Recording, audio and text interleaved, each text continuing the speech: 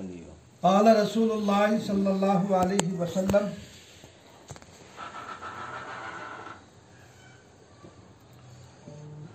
अऊज़ु बिल्लाहि मिनश शैतानिर रजीम बिस्मिल्लाहिर रहमानिर रहीम कुल्लु नफ्सिन ज़ाइक़तुल मौत व क़ाल रसूलुल्लाह सल्लल्लाहु अलैहि वसल्लम मूतू क़ब्ल अन तमूतू औ कमा क़ाल अलैहि सलातु वस्सलाम। मेरी माँ और बहनों, मैंने मुख्तसर खुतबे के बाद कुरान करीम की आयत का एक टुकड़ा और एक रिवायत आपके सामने पढ़ी है। अल्लाह तबारक व तआला ने कुरान मजीद में इरशाद फरमाया कि हर नफ्स को मौत का जायका चखना है। आदम अलैहिस्सलातु वस्सलाम से लेकर और क़यामत तक जितने भी इंसान इस दुनिया में तशरीफ़ लाएंगे, तमाम पर मौत तारी होनी है। यानी इस आलम का हाल ये है कि लोगों ने अल्लाह तबारक व तआला का इनकार कर दिया, अंबिया अलैहिमुस्सलातु वस्सलाम का इनकार किया, लेकिन बड़ा से बड़ा दहरिया इस बात का इनकार आज तक न कर सका कि मौत नहीं आएगी। क्यों? इसलिए कि वो उस चीज़ का अपनी आंखों से मुशाहिदा करता है कि जो जिस्म कल तक अपने हाथ और पैरों से चल रहा था, दौड़ रहा था, खा और पी रहा था, जिंदगी की तमाम ज़रूरियात पूरी कर रहा था, आज वो बेबस पड़ा हुआ है, दूसरों का मोहताज है, उठाने के लिए भी, बिठाने के लिए भी, रखने के लिए भी। यानी वो न चल सकता है, न फिर सकता है, न उठ सकता है, न खड़ा हो सकता है। तो मौत एक ऐसी हकीकत है जिससे किसी को इनकार नहीं, और आज तक किसी ने उससे इनकार नहीं किया है। इनकार न करने की वजह सिर्फ यही है कि वो अपनी आंखों से मुशाहिदा कर रहा है। तो मौत का इनकार किसी ने नहीं किया है। और ये भी एक सच्चाई और हकीकत है कि हर एक को इस मरहले से गुजरना है। हत्ता कि अंबिया अलैहिमुस्सलातु वस्सलाम की जो ज़ात गिरामी है, जो दुनिया में सबसे ज़्यादा बाफैज़ किसी की शख्सियत हो सकती है, तो वह अंबिया अलैहिमुस्सलातु वस्सलाम की ज़ात गिरामी है। लेकिन अंबिया अलैहिमुस्सलातु वस्सलाम भी इस रूए ज़मीन पर बाकी न रहे, अल्लाह तबारक व तआला ने उनको भी अपने पास बुला लिया। जाहिर बात है, जो सबसे ज़्यादा बाफैज़ शख्सियात इस दुनिया में बाहयात न रही, तो आप और हम कैसे इस दुनिया में जिंदा रह सकते हैं? हर एक को इस राह से गुजरना है, हर एक को ये मंजिल तय करनी है। लिहाजा जब ये एक हकीकत है और उस हकीकत से भी आप ना वाकिफ नहीं बल्कि वाकिफ है, तो फिर हमें क्या करना चाहिए? नबी करीम सल्लल्लाहु अलैहि वसल्लम ने फरमाया, मूतू क़ब्ल अन तमूतू, मरो, मरने से पहले। रिवायत का मतलब क्या है? मतलब यह है कि मौत से पहले मौत की तैयारी करो। तो ये एक हकीकत है कि हमें मरना है, इस दुनिया से जाना है, लेकिन जाएं किस तरह से? तो आका की जो तालीमात है, नबी करीम सल्लल्लाहु अलैहि वसल्लम की जो सीरत है, नबी करीम सल्लल्लाहु अलैहि वसल्लम के जो अक़वाल और जो अफ़आल है, हमें उनको इख्तियार करना है कि मूतू क़ब्ल अन तमूतू की अमली तस्वीर हमें बनना है। वो कैसे? कि मरने से पहले मौत की तैयारी करो। मौत की तैयारी क्या है? मौत की तैयारी यह है कि कोई काम शरीयत के खिलाफ नहीं होना चाहिए। यानी जब से इंसान पैदाइश से लेकर मौत तक जो शरीयत ने अहकामात बतलाए हैं, उन अहकामात को हमें अपनी अमली जिंदगी में दाखिल करना है। यह है मौत से पहले की तैयारी। अगर कोई जो है शरीयत के खिलाफ वर्जी कर रहा है और उसकी तैयारी की तरफ नहीं जा रहा है, तो जाहिर बात है कि वो मौत की अगर वो तैयारी नहीं कर रहा, तो फिर जैसा तुम इस दुनिया में करोगे, आखिरत में जाकर वैसी ही खेती काटोगे। जो यहाँ बोओगे वहां जाकर के उसको वैसे ही काटोगे। ऐसा नहीं हो सकता कि किसान गेहूं को बोए और वो उसके बदले धान जो है वो काट ले। नहीं हो सकता है। गेहूं बोया है तो गेहूं ही निकलेगा। यहाँ अगर आपने अमाल सालिहा कर लिए, नेक अमाल कर लिए, अच्छे अमाल कर लिए, तो वही आखिरत के अंदर आपके काम आएंगे। तो लिहाजा मौत की तैयारी क्या है? मौत से पहले अपने आप को शरीयत का पाबंद बनाओ। और शरीयत की पाबंदी क्या है? माताकुमुर रसूल फखुदू वमा नहाकुम अन्हु फंतहू। नबी करीम सल्लल्लाहु अलैहि वसल्लम जो शरीयत लेकर के आए, जो हिदायत लेकर के आए हैं, वो हिदायत आपकी अमली जिंदगी में होना चाहिए। और जिस चीज से अल्लाह के रसूल सल्लल्लाहु अलैहि वसल्लम ने मना फरमा दिया, हमें उस चीज से परहेज करना चाहिए और बचना चाहिए। चुनाचे उसकी बहुत सारी मिसालों से उसको समझाया जा सकता है। जैसे आजकल फैशन एक आम होता जा रहा है, हमारी नौजवान लड़कियां लिबास ऐसा इस्तेमाल कर रही है जिससे बदन का हिस्सा नजर आता है, बदन झलकता है, तो ये शरीयत के खिलाफ वर्जी है। ये नबी करीम सल्लल्लाहु अलैहि वसल्लम जिस चीज को लेकर आए उसकी पाबंदी नहीं है, बल्कि ये उसके खिलाफ वर्जी है। नबी करीम सल्लल्लाहु अलैहि वसल्लम ने इत्तला दे दी थी, एक ऐसा जमाना आएगा, एक ऐसा वक्त आएगा कि उसमें बावजूद लिबास पहने हुए वो नंगी नजर आएंगी। आरियातुन कासियातुन रिवायत में अल्फाज आते हैं कि बावजूद ये कि कपड़ा पहने हुए है, मगर वो कपड़ा ऐसा मालूम होता है कि जैसे पहने हुए ना हो। इस रिवायत का मतलब क्या है?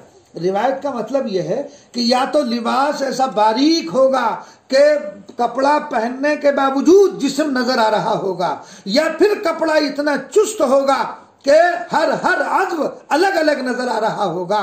तो आज हमारी खास तौर से नौजवान बच्चियां, नौजवान लड़कियां लिबास में गैर मोहतात नहीं बल्कि नाजायज लिबास का इस्तेमाल कर रही है। बारीक कपड़ा पहना जा रहा है जिससे अंदर का बदन झलक रहा है, या इतना चुस्त कपड़ा पहना जा रहा है जो जिस्म की हैत को जाहिर कर रहा है। और दोनों के मुतालिक अल्लाह के रसूल सल्लल्लाहु अलैहि वसल्लम ने मुमानात बयान फरमाई है कि ऐसा लिबास इस्तेमाल करना इसकी शरन कतन इजाजत नहीं है।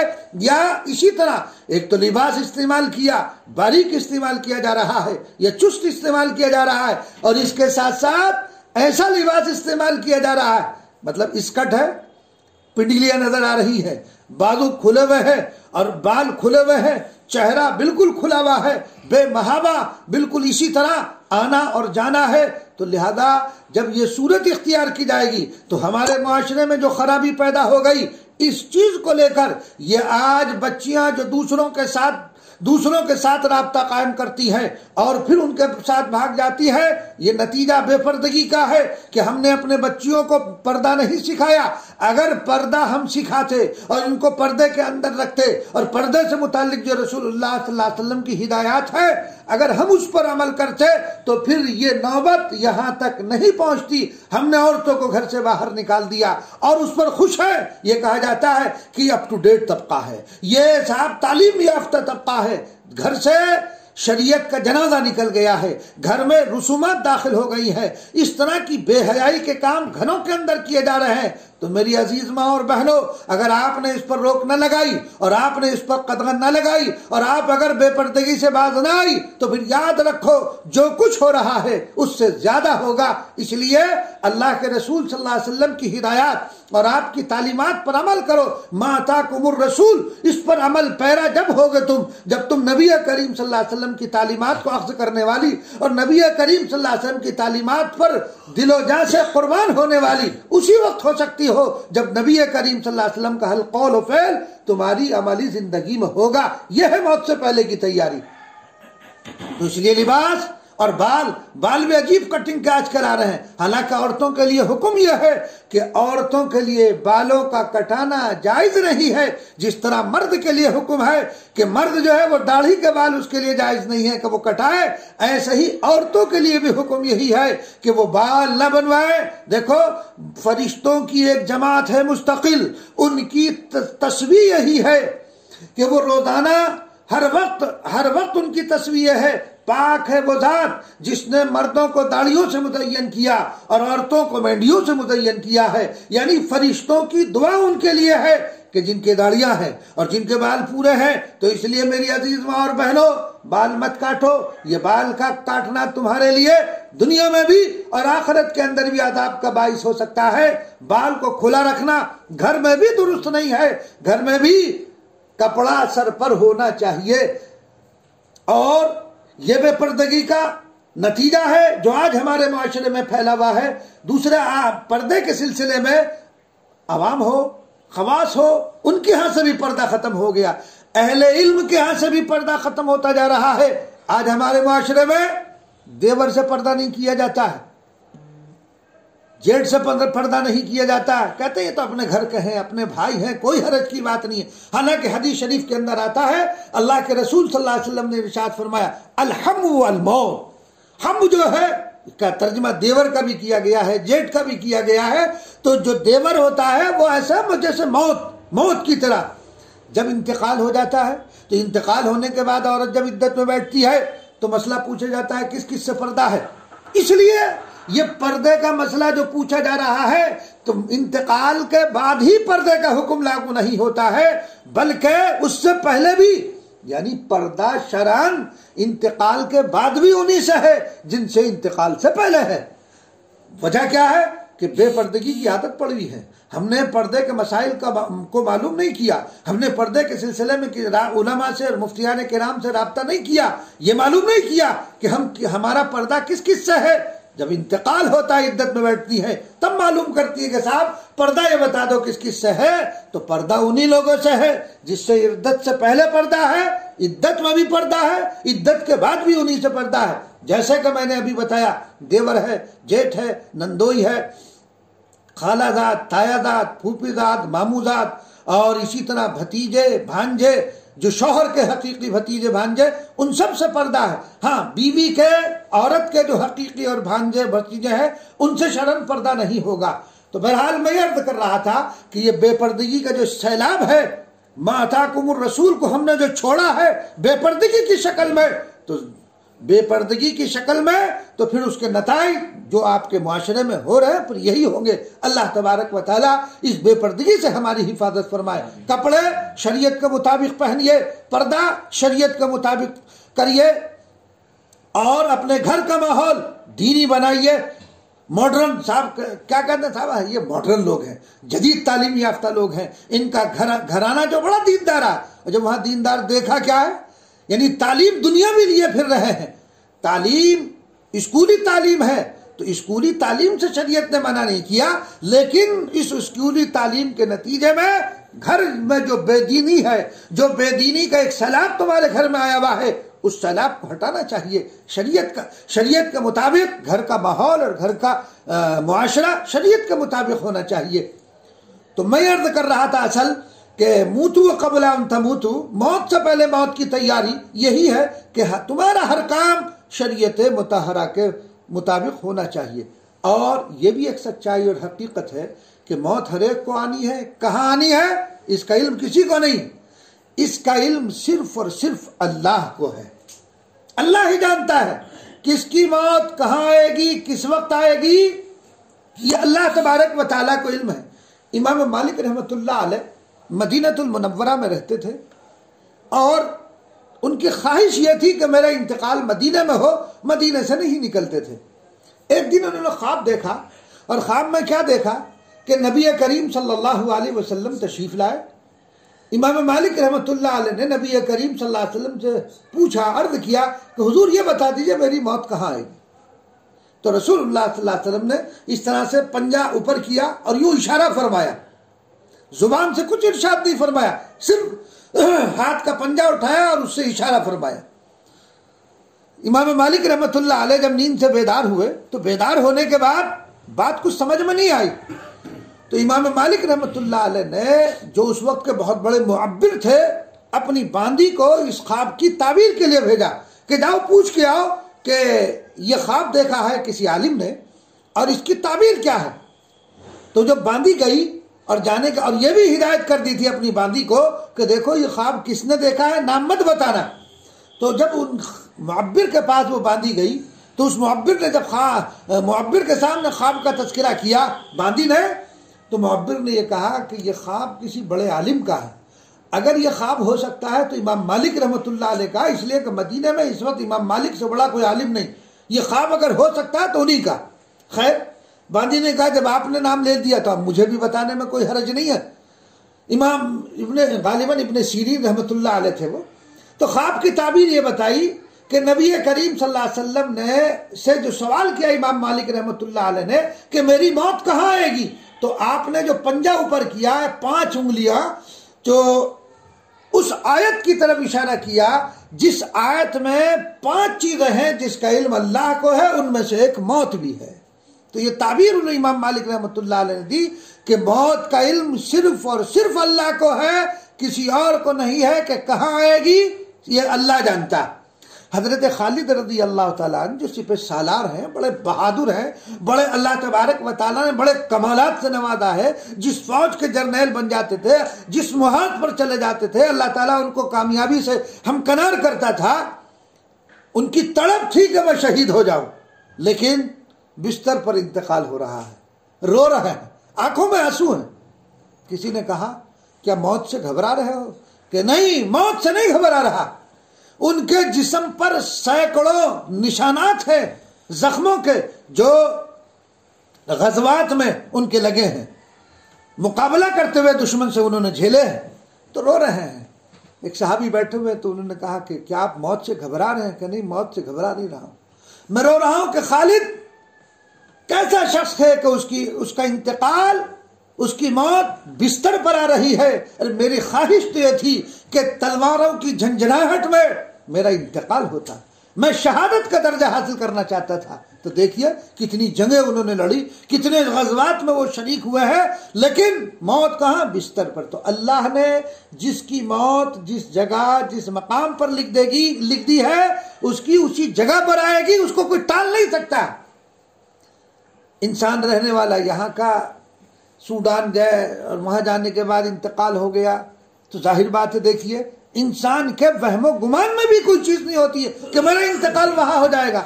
अल्लाह तबारक व तआला उस जिसका इंतकाल जिस जगह होना है उसके लिए वैसे ही असबाब फराहम कर देता है और वो इंसान वहां तक पहुंच जाता है। तो ये बात भी कि मौत कब आएगी, किस जगह आएगी, इसका इल्म भी सिर्फ और सिर्फ खुदा को है, अल्लाह ही उसको जानता है। देखो ये मैंने अभी बतलाया कि मौत का आना यकीनी है, हर एक को मौत आएगी, लेकिन मौत से पहले तैयारी वो भी बता दिया गया कि शरीयत की इत्तिबा, और शरीयत की इत्तिबा के साथ साथ देखो मौत जो है ना, इंसान घबराता है, मौत जो है वो मोमिन के लिए तोहफा है। अल मौत तोहफतुल मोमिन, हदीस में करार दिया गया कि मौत जो है मोमिन के लिए तोहफा है। अब आप ये सोचेंगे कि मौत मोमिन के लिए तोहफा कैसे है? मौत मोमिन के लिए तोहफा है कैसे? इस तरह देखो, ये हमारा अकीदा है कि हर मोमिन को जन्नत में जाना है, अल्लाह का दीदार होना है। तो मौत नहीं आएगी, अल्लाह का दीदार कैसे होगा? मौत नहीं आएगी तो जन्नत में कैसे दाखिल होंगे? गोया कि मौत ये बीच में रुकावट है अल्लाह के दीदार से, कि जब तक मौत नहीं आएगी अल्लाह का दीदार नहीं होगा, जब तक मौत नहीं आएगी जन्नत भी नहीं मिलेगा। तो जाहिर बात है कि अल्लाह का दीदार इससे बढ़कर क्या नेमत हो सकती है? तो मौत हुई तोहफा, कि मौत जो है वो मोमिन के लिए तोहफा है।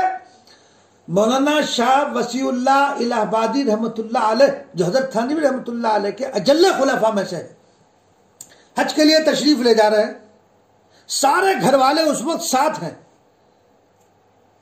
तो खुश हैं सारे घर वाले कि हम तो हजरत के साथ जा रहे हैं, हजरत हम के साथ हमारा हज अच्छा होगा। हजरत ने फरमाया कभी देखा क्या, अभी आगे चल कर देखो क्या होता है। चुनांचे बीच दरिया में जब जहाज पहुंचता है, हजरत की तबीयत बिगड़ जाती है। तबीयत इतनी बिगड़ी, डॉक्टर था, उस डॉक्टर को जल्दी से बुलाया गया, और डॉक्टर को बुलाने के बाद हजरत ने उस डॉक्टर को झड़क दिया। फरमाया हजरत ने कि मेरा जी चाह रहा है अल्लाह से मुलाकात का, तू बीच में हाइल बनना। यह है मोमिन का शौक, वही अल्लाह तबारक व ताला के दीदार से जो लज्जत और जन्नत की जो नियमतें मिलेगी वो मौत के बाद ही तो मिलेगी। तो मौत तोहफा हुआ। तो हजरत का इंतकाल हो गया। इंतकाल होने के बाद तदफीन नहीं हुई हजरत को, हजरत का इंतकाल हो गया। हालांकि मक्कतुल मुकर्रमा में वायरलेस जो सिस्टम होगा इत्तला कर दी गई, वहां आपके लिए कब्र भी तैयार हो गई, लेकिन जिहाद के उसूल के मुताबिक कुछ कितने घंटे रोक सकते थे उतना रोका, लेकिन वो वक्त मुकद्दर नहीं था कि आपकी तदफीन हो। आपको ताबूत में बंद किया और दरिया में डाल दिया गया। तो हजरत एक शेर पढ़ा करते थे, हजरत से लोग कहते थे कि हम आपकी कब्र पर फूल चढ़ाएंगे, हम आपको जो है इस तरह से ये करेंगे। होता ही है, हर एक को जो मोहब्बत होती है, जिससे इश्क होता है, वो कहता है।